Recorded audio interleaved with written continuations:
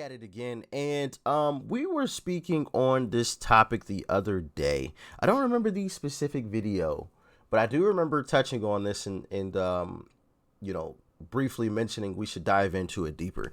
So one of you guys sent me this video. Forgive me, I don't remember which one of you sent me. I think it was through the Discord server, actually.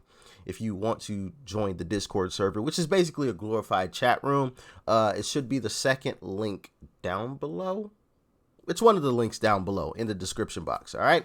But so we have the situation with Planned Parenthood and the name that I've heard quite a bit, Margaret Sanger. That name has been mentioned quite a few times, and I think it's about time that we dive into what she was all about and who Margaret Sanger was or is. Is she still alive? She can't be, right? I don't know. Y'all let me know in the comment section below. But either way, let's dive in. As founder of the American Birth Control League, which later became Planned Parenthood, Margaret Sanger was no doubt a The Birth Control League? As founder of the American Birth Control League, which later became Planned Parenthood, Margaret Sanger was no doubt a controversial figure with disturbing views on eugenics, race, and population control. While some argue she even wanted to exterminate the Black race, others are trying to erase that part of her past. The Mike Wallace Interview. In the eyes of some, Margaret Sanger has been a heroine. In the eyes of others, she's been a destructive force. In her own words, Sanger pushed for a society that limited births to those she deemed fit to have children. Well, I think the greatest sin in the world is bringing children into the world that have disease from their parents, that have no chance in the world to be a human being, practically. Delinquents, prisoners, all sorts of things just marked when they're born. In 1916, Sanger opened the country's first birth control clinic. As a member of the American Eugenics Society, she advocated improving the genetic composition of humans through controlled reproduction of different races and classes. She often wrote about the issue in the journal she founded, called the Birth Control Review. In 1919, writing, I personally believe in the sterilization of the feeble-minded, the insane, and the syphilitic. The most urgent problem today is how to limit and discourage the over-fertility of the mentally and physically defective. Many point to a 1923 New York Times interview as proof of Sanger's racist motives, in which she referred to people as weeds, saying, It means the release and cultivation of the better racial elements in our society and the gradual suppression, elimination, and eventual extirpation of defective stocks, those human weeds which threaten the blooming of the finest flowers of American civilization. Hayden Ludwig. Wow. That's some, isn't that what, Adolf was talking about? Wasn't that like his, you know, thing? The Great Race? Exterminating these other folks out here and want to make something pure, and people like spun that into something good. I mean, yes, it's crazy. Anyway, an investigative researcher, has extensively studied Sanger's life and writings. She talked about the need for race betterment through controlling these weeds, basically undesirable people. In 1939, after opening another clinic in Harlem, the birth control activist launched the Negro Project, an initiative supported by Black leaders, such as civil rights activist W.E.B. Du Bois. Critics claim the program used the pretense of better health and family planning for poor Blacks in the South as an attempt to limit the Black race. Ludwig says some on the left grapple with Sanger's past and how to interpret her legacy. They know when she writes about human weeds, they know that it's repulsive. They know it's disgusting. The left will never abandon Margaret Sanger, because if they do, she's the foundation of so many of their views. Sanger once shared her vision for a preferred race at a women's branch of the Ku Klux Klan, writing in her autobiography, Always, to me, any aroused group was a good group. Despite those views, liberals praise Sanger's work while ignoring her history. I admire Margaret Sanger enormously. Her courage, her tenacity, her vision. I am really in awe of her. Ryan Baumberger, founder of the Radiance Foundation, says abortion proponents are working to clean up Sanger's past and what she stood for. They have to reinvent her every time they talk about her in order to justify their celebration of her. Former Planned Parenthood director Abby Johnson says those inside the abortion industry are trained to overlook Sanger's racist views. They give you an answer like, well, I mean, yes, Margaret Sanger was a racist, but everybody was a racist back then. You accept it because she is your hero. And she has to be your hero. You cannot question Planned Parenthood. In 1990, That is wild. So the excuse is, oh, everybody was, so it's okay. All right. That's an interesting point of view. So I'll keep that in mind. In 1997, Stephen Mosher of the Population Research Institute wrote about the push to repackage Margaret Sanger in the Wall Street Journal. The reason I call it the repackaging of Margaret Sanger is because after the Nazi regime destroyed the legitimacy of eugenics forever, they then went back and said, oh, she was just an early feminist. She was just an early supporter of family planning. No, she wasn't.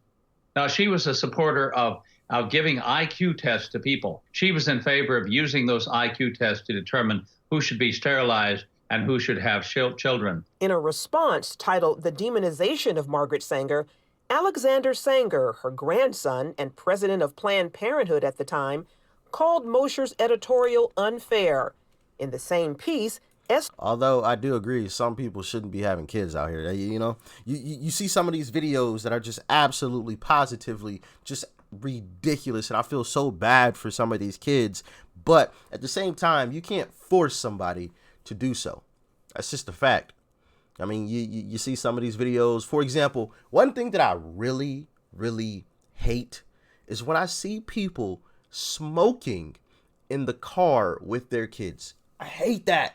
I hate it. I hate it. I hate it. I'm like, yo, if you want to make bad choices for yourself, do your thing. We all have our vices. Do y'all get annoyed when y'all see that too? Y'all let me know in the comment section. I just want to rip that person out of that car so bad sometimes. Like, man, what are you doing? Roll these windows down, man. Air this thing out. What's going on with you? You know? It's crazy. It's crazy. Mr. Cat, amongst other things as well. You know, that's just one off the top of my head where it's crazy. Director of NYU's Margaret Sanger Papers Project, claimed evidence revealing Sanger did not rationalize her support for birth control on racist grounds, that she never advocated genocidal policies aimed at racial, ethnic, or religious groups, and that she, in fact, believed access to birth control would benefit, not eliminate minority populations. Dr. Katz turned down our request for an interview, although in this article, the editor as public authority interpreting Margaret Sanger, she wrote, by our current highly sensitized standards, some of her attitudes and statements can be construed as racist, elitist, ethnocentric, and not politically correct. In 1942, Margaret Sanger's American Birth Control League became Planned Parenthood, which has moved to fulfill its so that changed in 1942. Founders' goals, helped greatly by the Supreme Court decision in Roe v. Wade. Under the veil of secrecy and deception, 60+ million babies have not been born because they were aborted legally since '73. 1/3 of that population belong to the African American community. A frightening and... Wait, she was smiling about that? It seemed like she was happy about that. Have not been born because they were aborted legally since '73. 1/3 of that population belong to the African American community. A frightening and telling number given blacks make up only 13% of the U.S. population. Dan Gaynor of the Media Research Center says that Sanger's true mission remains alive and well throughout today's abortion industry. Look at the maps. See where the abortion facilities are. They are near places where people are marginalized, people are poor, people are minority, and that's their target market. Generation after generation, we have built a better world for our daughters. Because of allies in the media and academia, Gaynor also points out how speech from conservatives and others about Sanger's past, Planned Parenthood practices, and abortion is often classified as hate speech. There is nothing as close to a sacrament in the media as abortion. It is a holy writ that abortion is protected. And anybody who comes out against it, any organization, any business, anybody, the media swarm. So does social media. Facebook's new oversight board. So does social media. Native American war vet, this young fella put himself in front of me and would not move. Facebook's new oversight board, and this is really concerning, has 4 co-chairs. And they're going to be the appeals board for content. Well, one of the 4 oversight board is on the board of an pro-abortion group. There's no pro-lifers. They're not there. The problem also exists on many college campuses. I remember at Harvard, they laughed when I was talking about the history of eugenics. And they said, that doesn't matter. Planned Parenthood is not like it was during Margaret Sanger's days. Those who oppose her views say not true and are committed to exposing her past for future generations. Charlene Aaron, CBN News. So yeah, it was interesting that the guy was talking about the Facebook board and how there was no pro-life. I find that very interesting because I think it's important when you have like a board or something like that that makes big decisions. I think it's important that you have people with completely opposing views on it and allow those people to speak, and you facilitate a open and honest dialogue.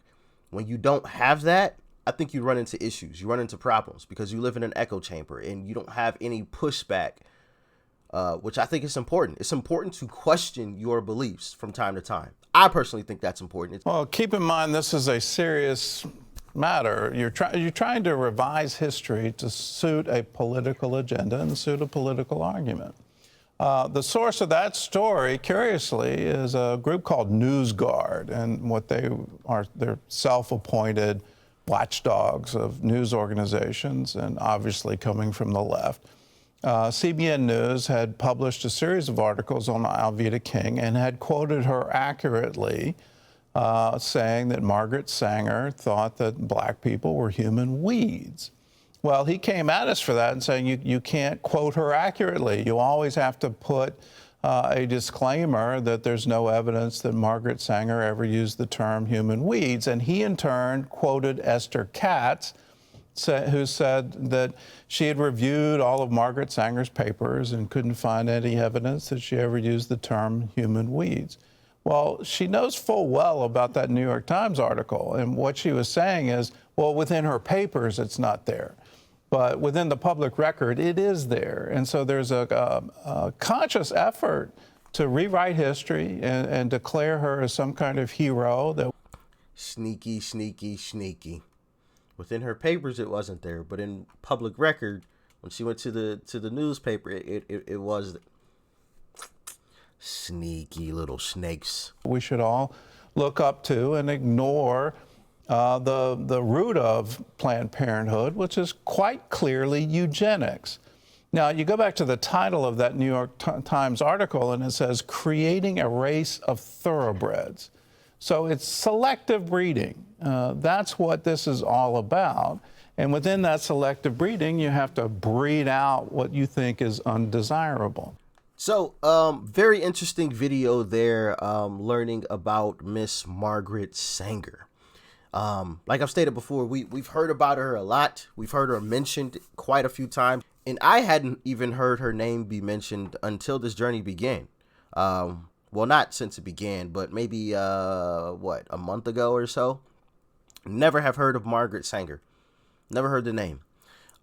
So yeah, I thought it was important to dive into who she is, what she was about, and if there are any other videos that dive even deeper into who Margaret Sanger is and was, I should say. Let me know in the comment section, and we'll definitely dive a bit deeper into Miss Margaret Sanger, especially in light of, you know, the whole Roe v. Wade situation that happened more recently.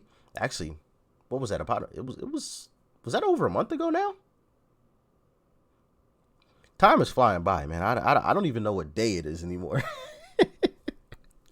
Everything just blends together. It's wild. But yeah, it was interesting to hear her weed comment as well, because, you know, I've heard so many times that she referred to black people as weeds. Now, I will say, in that statement that was showed on this video, she did not say black people. She said people, or what exactly did she say? Here, I'm gonna pull it back up. Let me see if I can find that real quick. Here it is. Saying, it means the release and cultivation of the better racial elements in our society and the gradual suppression, elimination, and eventual extirpation of defective stocks, those human weeds which threaten the blooming of the defective stocks, those human weeds. So she didn't specifically say black people, but I would love to know what she meant by better racial elements of our society, and what you know, people or diseases that people had that would qualify them as weeds per se. Because it, like I said, in that statement itself, now this statement might be wrong, but she does not say black people. She says those human weeds. So I do want to be fair and state that, but maybe something has been taken out of there, and maybe she said some other statements that would lead people to, you know, clearly, or to say, hey, she clearly meant, you know, black people. I'm sure that's the case. There's stuff that I still don't know about this entire situation. You guys can let me know in the comment section if that quote is 100% correct, or did she say black people and they changed it and said those human weeds. Let me know. And let me know what you thought about all of this in the comment section below. If there are any more videos that we should dive into regarding Margaret Sanger or anyone else. Should we dive into some Abraham Lincoln videos? I think that might be interesting too. What y'all think? Like, share, comment, hit that subscribe button if you're new. Thank you guys for always tuning in, showing so much love on these videos. I greatly appreciate you guys for everything that you do for me in this channel. But I'm going to catch y'all in the next one. Peace and love. I'm out.